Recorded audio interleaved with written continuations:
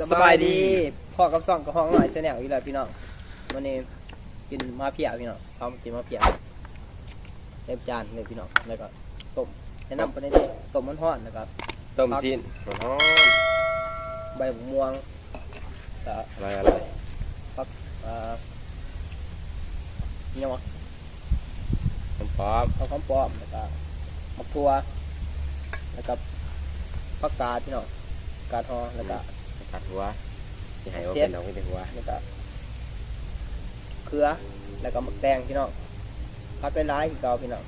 มากินข้าวด้วยกัน คือพักอารมณ์ดีครับผักกาดหัว กินข้าวด้วยกันพี่น้องมากินมาเพลียพี่น้อง น้องสดตกวะ นี่เอาขึ้นไปเทิงได้สดมาเพียบเบิ้งทำแหลกแหกบานตาก่อนพี่น้องนี่อุ้ยเชีย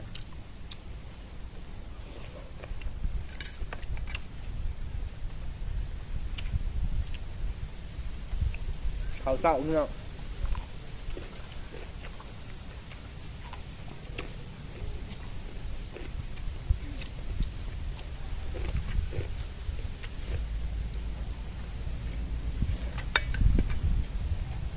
มาเด้อทำแหลกแหกมัน เป็นหน่วย เนาะ นี่เนาะนี่เนาะ มาครับเนาะ วางครับเลยพี่น้อง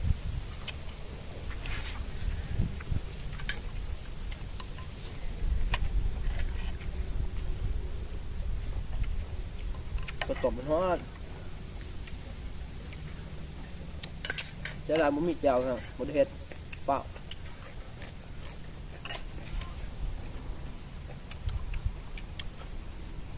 เหนียวกัน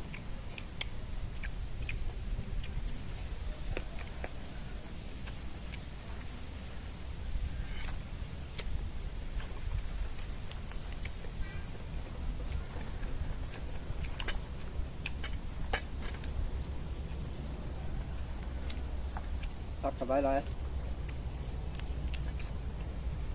ทานกระตานนิดหน่อยได้พักเต็มที่เนี่ย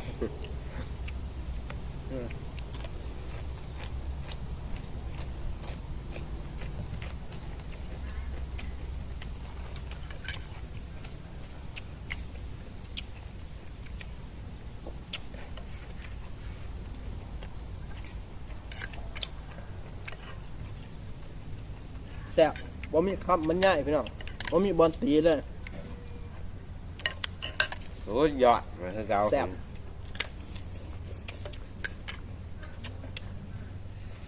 ใช่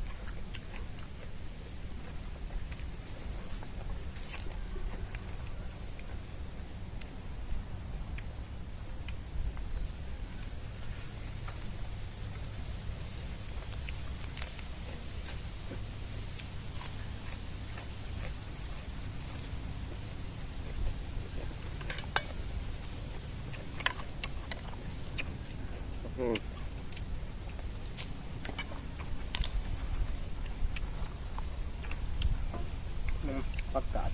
มาครับมาละครับมาพี่กัน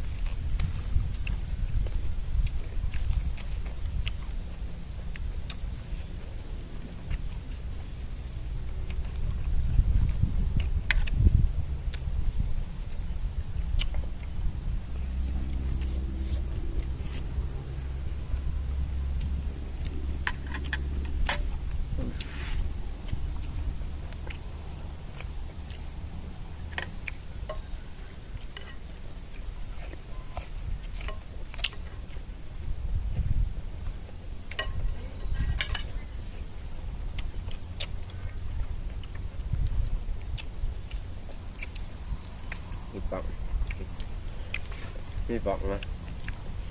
หักมาจ้ะ เล็กๆได้เนาะ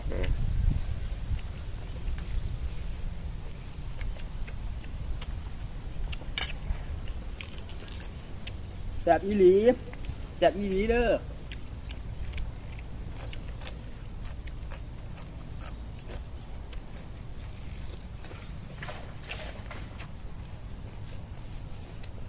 แซ่บอีหลีเด้อพี่น้อง เฮ็ดกันเลย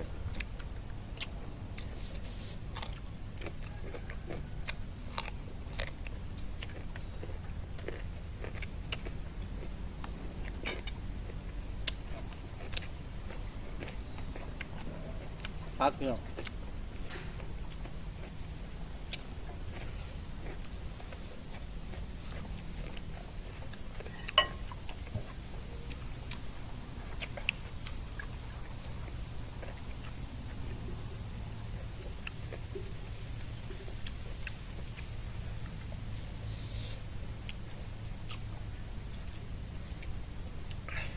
อีวิน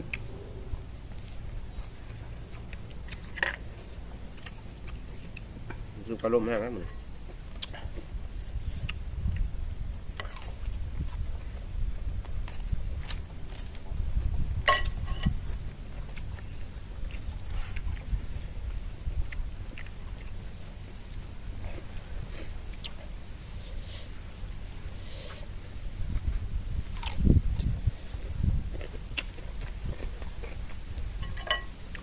เพิ่มพักจังลึกอะ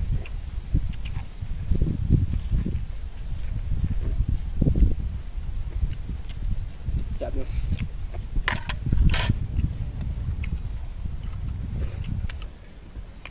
หอมบัวเลยนะเดี๋ยวไม่ต้อง ว้า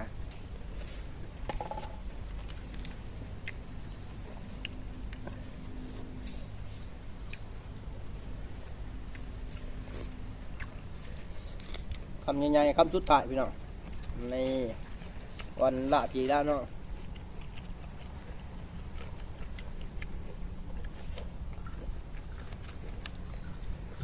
มาแล้วครับ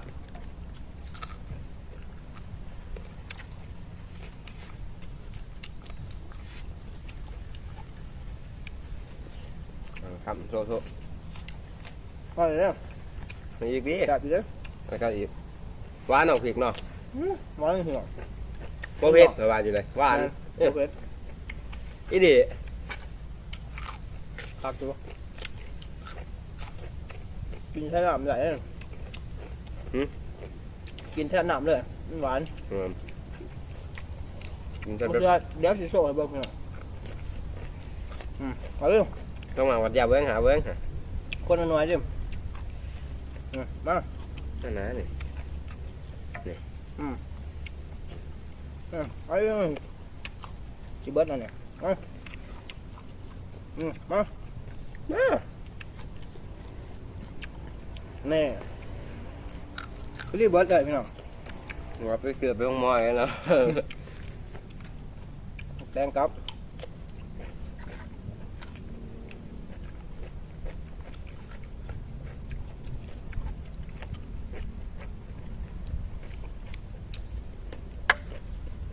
ยั่งอยู่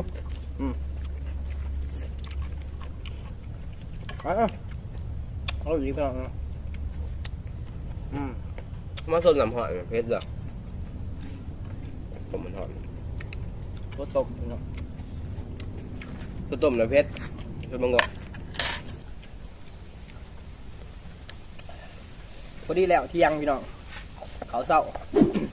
แต่ว่ากินตอนเที่ยงนี่เกลือเบิร์ดบกไปไล่เติมพี่น้องต้มก็ไล่เติมตักยังไล่อยู่คือเก่าเด้อพี่น้องเด้อสำหรับคลิปนี้ก็มีเพียงเท่านี้พี่น้องจะได้ก็อย่าลืมฝากกดไลค์กดแชร์กดติดตามกดกระดิ่งเพื่อบ่พลาดคลิปของเราคือเก่าอีกพี่น้องขอบใจ